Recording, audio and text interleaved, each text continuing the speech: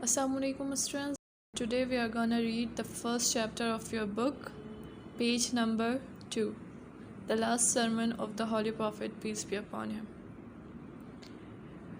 Hazrat Muhammad sallallahu alaihi wasallam का आखिरी खुतबा. Hazrat Muhammad, peace be upon him, the Prophet of Islam, was born in 571 AD at Makkah.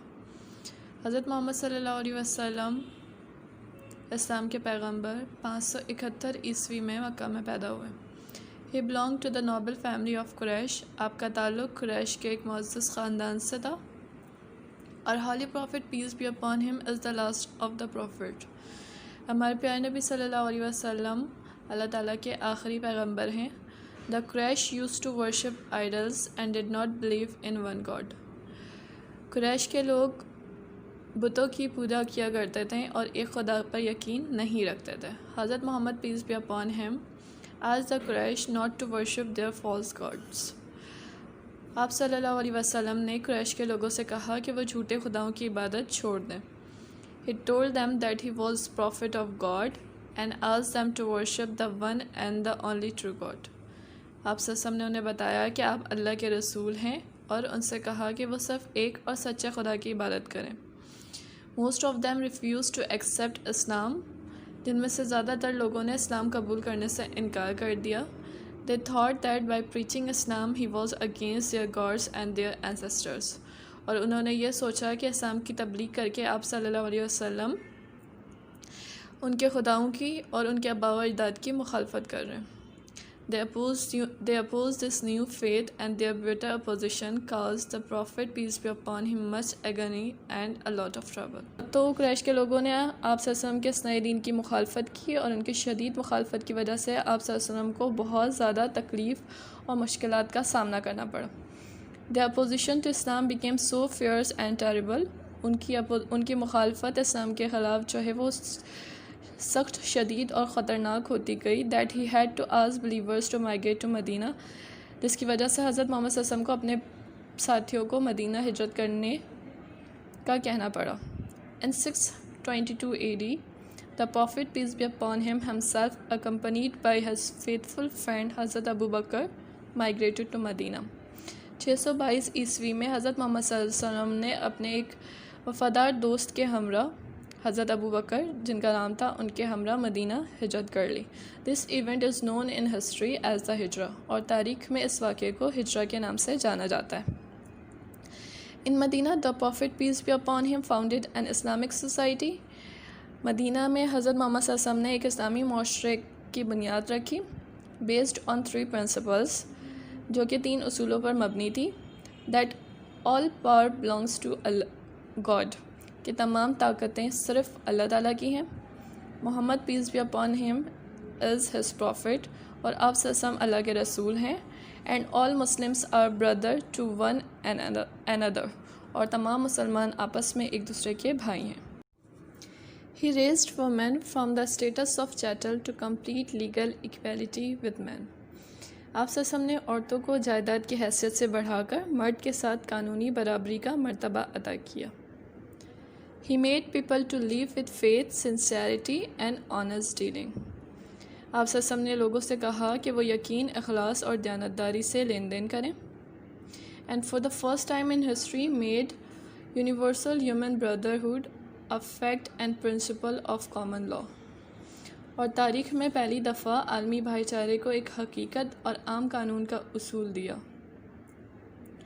His support and guide in all that work was the قرآن. اور اس کام کے لیے انہوں نے قرآن سے رہنمائی حاصل کی. In the 10th year of Hijrah, the Prophet together with his followers went to perform Hajj at Makkah. ہجرت کے 10ویں سال حضرت محمد صلی اللہ علیہ وسلم اپنے ساتھیوں کے ساتھ مکہ مکرمہ حج کرنے کے لیے تشریف لے گئے. On this historic occasion, he addressed a very large gathering of Muslims on Mount Arafat. اور اس تاریخی واقعے پر جبل عرفات کے مقام پر آپ صلی اللہ علیہ وسلم نے ایک بہت بڑی مجمع سے خطاب کیا. This address proved to be his last Hajj sermon. اور یہ خطبہ آپ صلی اللہ علیہ وسلم کا آخری حجت الوداع خطبہ ثابت ہوا۔ In this sermon, he once again repeated the message of Islam، اور اس خطبے میں آپ صلی اللہ علیہ وسلم نے ایک بار پھر سے اسلام کے پیغام کو دہرایا۔ He said، آپ صلی اللہ علیہ وسلم نے فرمایا، There is no God except Allah، اللہ کے سوا کوئی معبود نہیں۔ He is the only God، وہی قادر مطلق ہے، and share his authority and power، اور کوئی بھی اس کی طاقت اور اقتدار میں شریک نہیں۔ He fulfilled his promise and helped his prophet against the forces of evil، اس نے اپنا وعدہ پورا کیا اور اپنے پیغمبر کی مدد کی برائی کی طاقتوں کے خلاف۔ Oh people, listen to me carefully، اے لوگو میری بات غور سے سنو۔ We may not have the opportunity to meet again in such an assembly after today، شاید آج کے بعد ہمیں دوبارہ ایسے اجتماع میں بیٹھنے کا موقع نہ ملے۔ He quoted a verse from the Holy Quran and said، آپ صلی اللہ علیہ وسلم نے قرآن پاک کی ایک آیت کا حوالہ دیا اور فرمایا، اللہ says، اللہ کہتا ہے، O mankind، اے انسان، We created you from a male and a female، ہم نے تمہیں نر اور مادہ سے پیدا کیا، and made you into tribes and nations، اور تمہارے قبیلے اور قومیں بنا دی، so as to be known one from the other، تاکہ ایک دوسرے سے پہچانے جا سکو، and in the eyes of Allah، اور اللہ کی نظر میں، the most righteous is the most honorable among you، تم میں سے سب سے زیادہ عزت والا وہ ہے جو تم میں سب سے زیادہ متقی یا پرہیزگار ہے۔ In the light of this verse، اور اس آیت کی روشنی میں، no Arab is superior to a non-Arab، کسی بھی عربی کو کسی اجمی پر کوئی فوقیت نہیں، nor is a white man in any way better than a black man، اور نہ ہی کسی گورے کو کسی کالے پر کوئی فوقیت ہے۔ Only the goodness of a person makes him superior to others، صرف انسان کی اچھائی ہے جو اسے دوسروں سے بالا تر بناتی ہے۔ The whole of humanity is the offspring of Adam، تمام نسل انسانی حضرت آدم علیہ السلام کی اولاد ہے، and Adam was created from dust، اور آدم کو مٹی سے بنایا گیا۔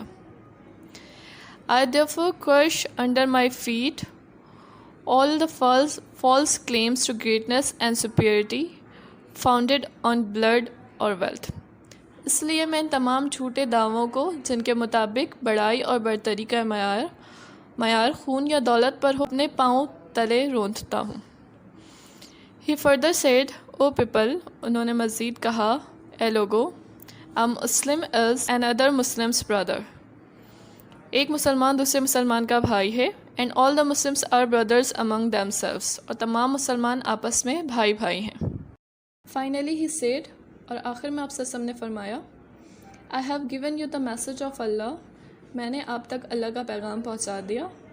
I'm leaving among you a thing، اور میں آپ کے درمیان ایک چیز چھوڑے جا رہا ہوں، which will guide you، جو آپ کی رہنمائی کرے گا۔